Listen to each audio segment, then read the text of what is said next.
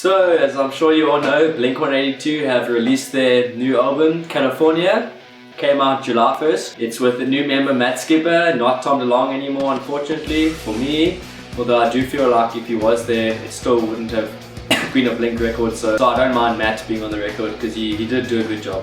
Anyway, getting into it, this record was also produced by John Feldman, who's worked with many bands. He's from the band Goldfinger, so he definitely knows about the punk rock genre. Starting off in the album, it starts with the song called Cynical. It's actually one of my favorites of the whole album. It's such a great song, I just really wish it was longer. It starts off slow with Mark Hoppus just coming in, I guess easing you into the album, and then it comes with Travis thrashing the drums. As always, Travis 100% throughout the whole album, never disappoints. And then Matt Skipper comes in with these strained vocals which really work. On the "What's the point of saying sorry now?"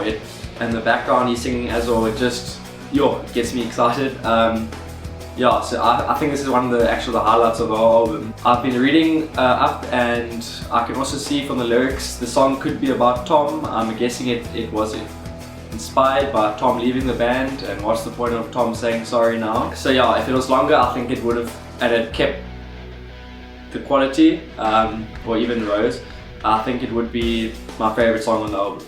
Next up we have Bored to Death, which was their lead single for the album, came out quite a while ago. I've done a review on Bored to Death, so you can check that out over here. And I've also done a review on Rabbit Hole over here. So I'm not going to be talking about them now, but you can check them out. Onto She's Out of Her Mind.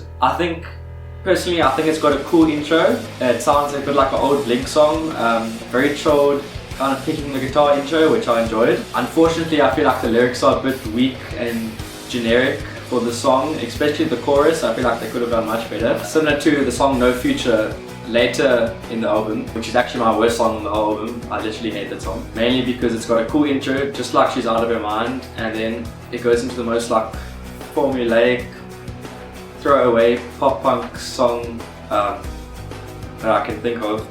I mean, No Future to me sounds like a song from 5 Seconds of Summer, and that's not blink-182. But obviously it's from John Feldman's influence because he has worked with 5 Seconds of Summer before. But back to She's Out of Her Mind, the bridge comes in with piano, which I feel maybe they were throwing back to Adam's song or Stay Together for the Kids. And I don't think it worked this time because it was just like there, it didn't add anything to the song like it does in the old songs. I will say, however, that if they put the guitar riff louder at the end of She's Out of Her Mind, I think the song would have been at least that a little bit cooler, because it's quite an interesting part of the song, and I really feel like if that was louder, maybe no vocals even, like it would have worked. Now for the weirdest song, I guess, from Blink. Was not expecting this at all. Los Angeles. It's very different, kind of reminiscent of Linkin Park, I feel, because it's even got those DJ scratches in the song. It's very dark, much like Neighborhoods, I guess, lyrically wise. Also the tone of the whole song is also quite dark. I will say it has the best bridge in the whole album. I really enjoyed it, Mark coming in, although I will say the rest of the song was alright, not great. On Sober, I feel like it's also another throwaway pop punk song. The lyrics are pretty good though. Mark says, "I'm a dandelion, you're a 4-leaf clover." It's quite a cool metaphor, I've never really heard of that before. Definitely has the generic na-na-nas, but I feel like that's Tom's forte, felt a bit forced in the song. On to my favourite song of the whole album. I know people have been giving the song a lot of dislike and heat. It's called Home Is Such a Lonely Place. It's really cleverly composed with the clean arpeggiated guitars as Blink has never done before. And the lyrics, while they're not the best lyrics in the world, they do pull an emotional string in the heart. So it's very easy to relate to. And I feel like if any other indie band that's big at the moment wrote this song, people would be like, oh my word, it's so good. But just because it's Blink and it doesn't sound like a Blink song, people are giving it a lot of hate. So I actually think it's a good song, so maybe to the haters, take off your goggles or whatever and just see it as like a song that is from Blink-182, not like it's a Blink song. Kings of the Weekend sounds to me like a rockier version of an Emblem 3 song. which is very disappointing. The only cool thing in this whole song is the breakdown guitar riff thing after the chorus. That is pretty cool, but literally everything else is, yeah. Oh, and the bridge is pretty cool as well. But yeah, the rest of the song is pretty annoying. Teenage Satellites, I feel like it could have been a much better song. It's not bad, it's not great. It is quite formulaic though. I feel like John Fogerty really produced too much over the band. I know Neighborhoods didn't have a producer, so it did end up feeling like it could have been much better production wise.